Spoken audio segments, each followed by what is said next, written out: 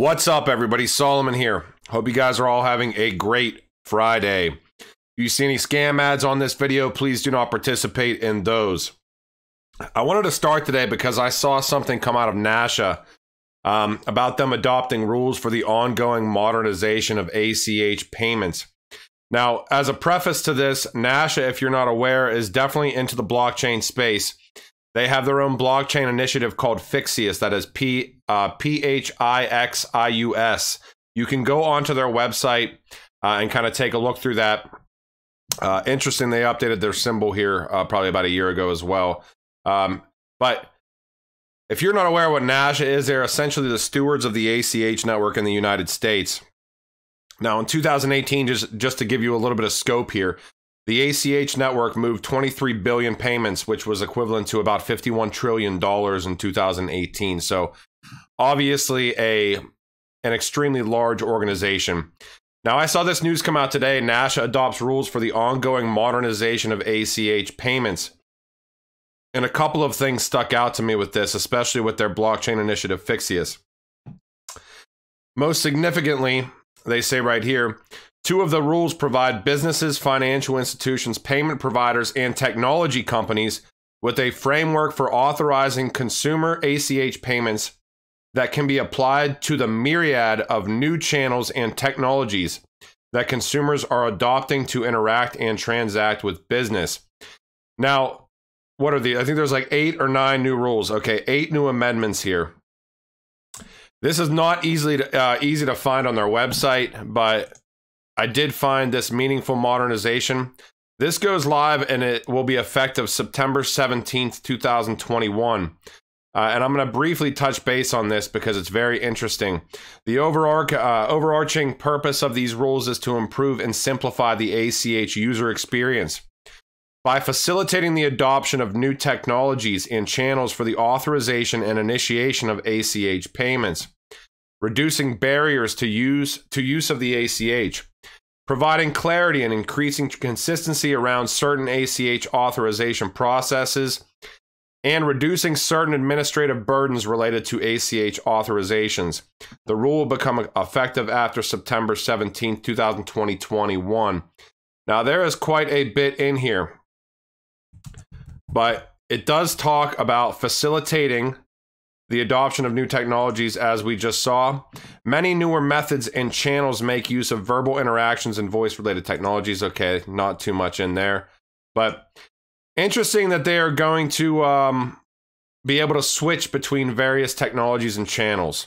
And I don't know, but I can't think of a whole lot of newer technologies in the payments industry, in the settlements industry, regarding anything more so than blockchain. And we know that Nacha has had relationships with Ripple in the past as well. I'm sure that they do have other blockchain relationships, obviously, at this point, because the Ripple news is a little bit older, which I will present to you, though. I'm going to leave it with this. So, enables the authorization and initiation of ACH payments across a broader set of business models, including the ability to switch among various technologies and channels. We talk about that all the time, that there's going to be the legacy rails that run in parallel with the distributed ledger technology rails for a time being, and the interoperability that's going to be necessitated by what's occurred over the past few years in blockchain, and the ability to switch between these channels based on the best use case, the best option that has the best utility, that's fastest, that's cheapest, that provides the most clarity and transparency. So I do believe that this ties very much into what we're seeing with distributed ledger technology. I'm curious to see how this plays out, and if you want to check out Fixius, go ahead and do that. Now, just for scope here, this is very much so older news, though. Ripple Labs joins the Nacha Alliance. And there's also a newer thing that I found in the next slide, but we'll go over that in a second. Now, this is today, and this is through Ripple. Settlement infrastructure via Ripple, message routing through Ripple. And we saw in the Nacha announcement that many back office functions are going to basically be reduced or eliminated. This is purely speculative, but it's interesting because we do know that Nacha is involved in blockchain at this point as well, and they are a behemoth as far as the amount of funds that they transfer on a yearly basis, on a daily basis, for a matter of fact. Now, this is an older presentation as well, but Nacha virtual currency webinar. And I hadn't seen this. I just wanted to provide on this, but this is Ripple Open Payment Network addresses issues. Now, this talks about XRP, etc., but interconnects with legacy payment networks. And they give an example, which is Discover. And I haven't seen a lot about Ripple connecting with Discover. We do know that American Express is a Ripple member. We can make the assumptions that Visa has some sort of tie-ins with Ripple based on their corresponding relationships and some of the tech acquisitions that they've made over the past year or so. Same thing with MasterCard, but I had not seen the Discover. And this directly in here from Nacha is saying that RippleNet interconnects with legacy payment networks such as Discover. So, interesting. Now, this came out as well, a digital euro. This is the European Central Bank. And this is the entire document here. I'm not going to go through the whole thing. It's 55 pages long. It's pretty negative about crypto in general. If you're not aware, it is saying that a digital euro is not cryptocurrency. It's not a stable coin. It's a digital representation of fiat or the euro. Now, they do talk about improved interoperability among payment systems dealing in different currencies. Moreover, a digital euro could help fill the gaps or correct inefficiencies in existing cross-currency payment infrastructures, notably those for transfers of remittances. We know that that's Ripple's use case. They go into some other things, though, basically stating that doing that would potentially cause an issue for a native nation's currency because the euro would take over too much.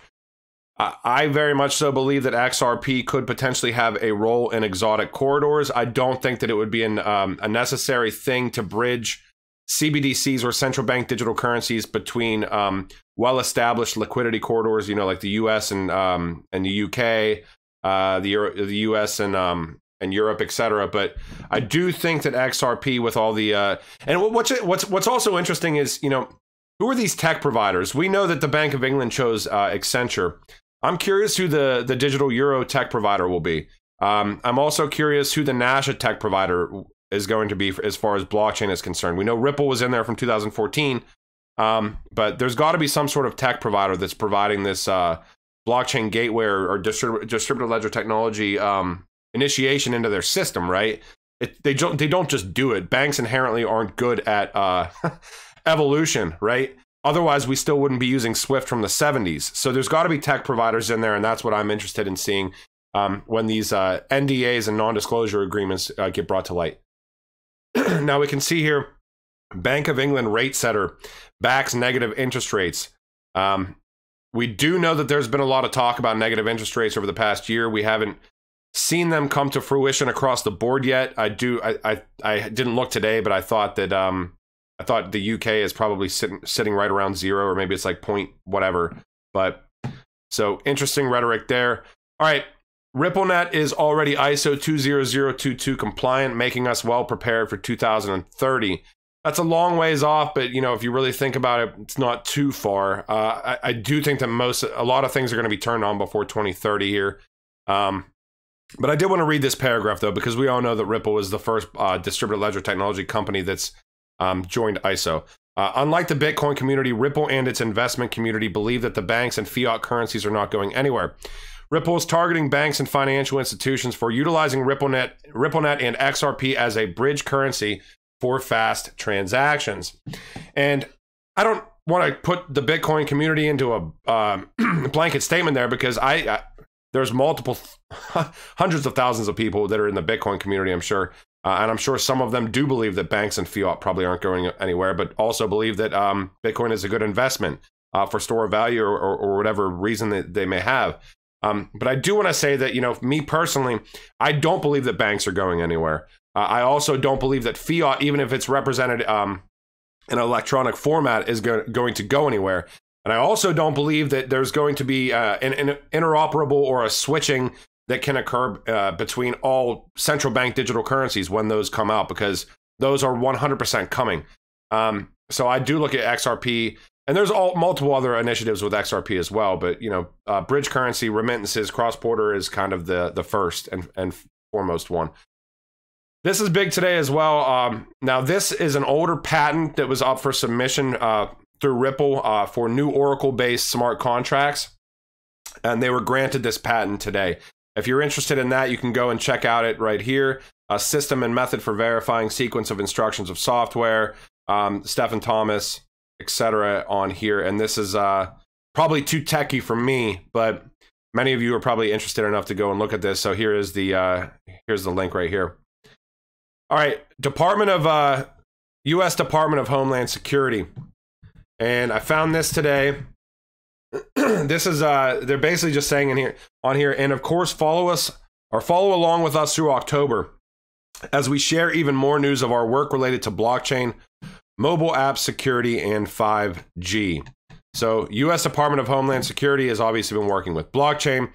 This is Arkansas, state of Arkansas, Computer Science and Cybersecurity Task Force. They're talking about a state-issued common access card using blockchain to provide for information sharing. And this is directly under building a statewide longitudinal data system linking education and workforce data to increase policy-relevant research. House passes 2 bills to support U.S. emerging technologies.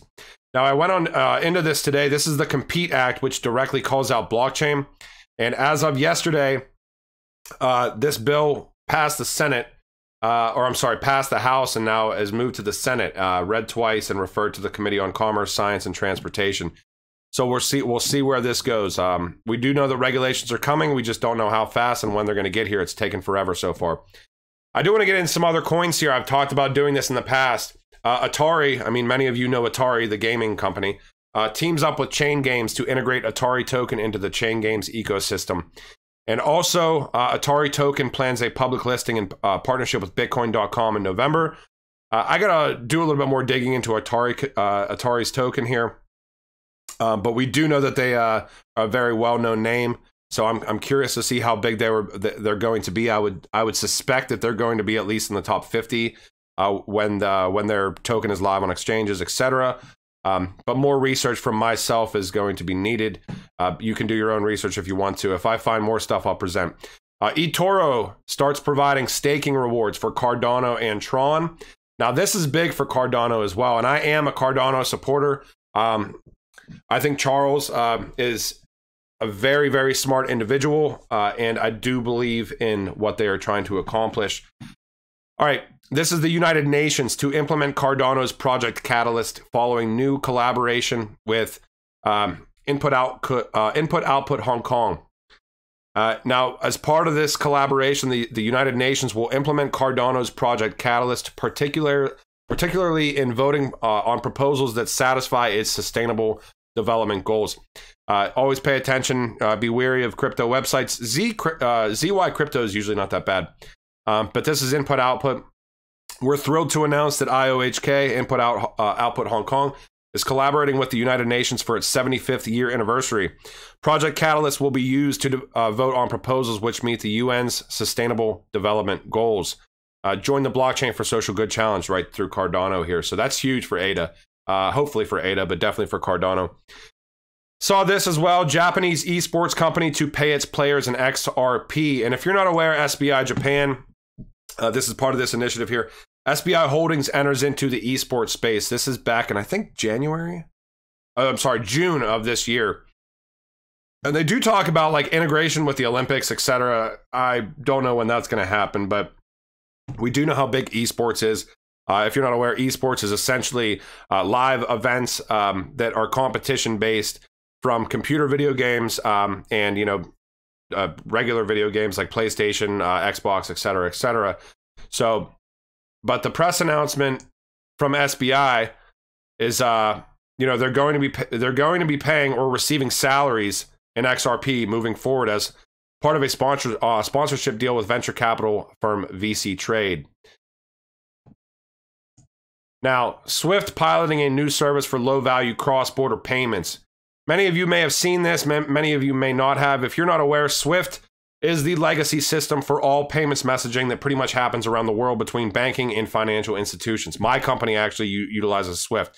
I don't work for a bank, I don't work for a financial institution, but my accounting department utilizes Swift, Swift messages. So this is very much so definitely based on GPI. GPI, if you're not aware, is essentially Swift's equivalent to what Ripple did years ago as far as pre-validation up front with messages. You still utilize Nostro and Vostro through GPI, but Swift GPI and XRP are the two options on Corda Settler. I do not believe that this has anything to do with XRP or Ripple, by the way. Until I see any sort of official announcement through Swift, I won't believe it. Dirty money has metastasized with global banking system, top regulator says. Just more rhetoric out there that we're seeing that cash is dirty. Everything needs to go digital. Now, I saw James Rule from the XRP community post this today at RuleXRP. This is the SEC, CFTC, and Office of the Comptroller of the Currency and thousands more flock online to the LA Blockchain Summit October 6th and 7th. This is all online. I went and signed up for this. It was extremely easy. You can just connect your Google account or even, you know, probably create a fake email or however you want to go about it to join this summit here. But I'm definitely going to be paying attention to this, again, October 6th and 7th. And thank you, James, for posting this for the XRP community. I should have probably liked and retweeted it. Okay. Now, this is, I was going to present about IoTex here, okay? Now, there's somebody that I definitely trust in the XRP community that sent me and has been telling me to look into IoTex for a very long time. I reached out to IoTex, and actually, I'm going to be doing a little bit of a review, recap of this UCam. This is Tenvis and IoTex launch UCam, a new home security camera that protects your privacy. And I got the box in the mail. It actually looks awesome. I did not have time to dig into it yet. I got it, I think, Monday or Tuesday this week. I've just been so swamped with work.